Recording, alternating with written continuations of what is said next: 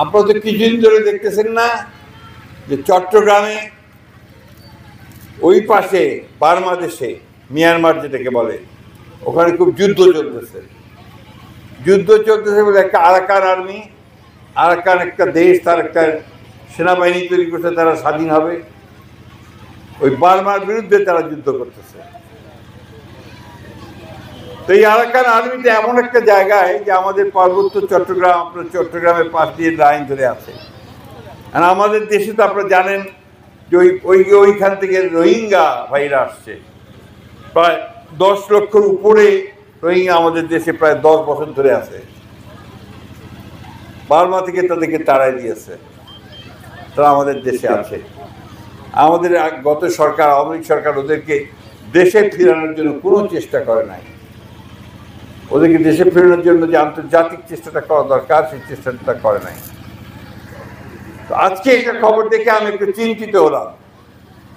ওই খবরটা দেখলাম যে বাংলাদেশের যে উপদেষ্টা, আপনার বৈদেশিক উপদেষ্টা তহিদ সাহেব, তিনি বলছেন যে আরাকানদের সঙ্গে যোগাযোগের জন্য আমরা একটা হিউম্যানিটেরিয়ান প্যাসেজ, মানবিক একটা প্যাসেজ আমরা আরাকানে দিচ্ছি।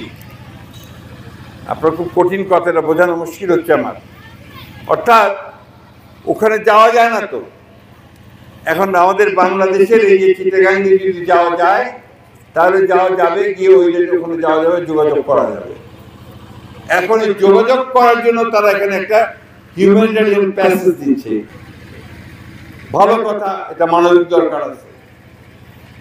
আমার কথা হচ্ছে যে আজকে বাংলাদেশকে ওই জায়গায় পৌঁছতে হলো যে বাংলাদেশকে এখন আপনার একটা প্যাসেজ দিতে হচ্ছে, হিউম্যানিটেরিয়ান প্যাসেজ দিতে হচ্ছে। এটা অনেক বড় সিদ্ধান্ত। এই সিদ্ধান্তের সঙ্গে আমাদের স্বাধীনতা, সার্বভৌমত্ব এবং ভবিষ্যতে এই অঞ্চলের শান্তি স্থিতিশীলতা জড়িত আছে।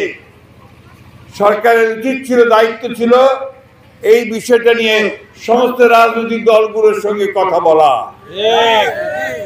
এইটা কথা না বলে তারা এককভাবে সিদ্ধান্ত নিয়ে আজকে এই হিউম্যানিটেরিয়ান প্যাসেজ বলে তারা জায়গা দিচ্ছে। আমাদের মানুষকে সাহায্য করার ব্যাপারে কোনো আপত্তি নাই। জাতিসংঘ উদ্যোগ নিয়ে তাকে সাহায্য করাতে আমাদের আপত্তি নাই। এটা হতে হবে সমস্ত মানুষের সমর্থনে।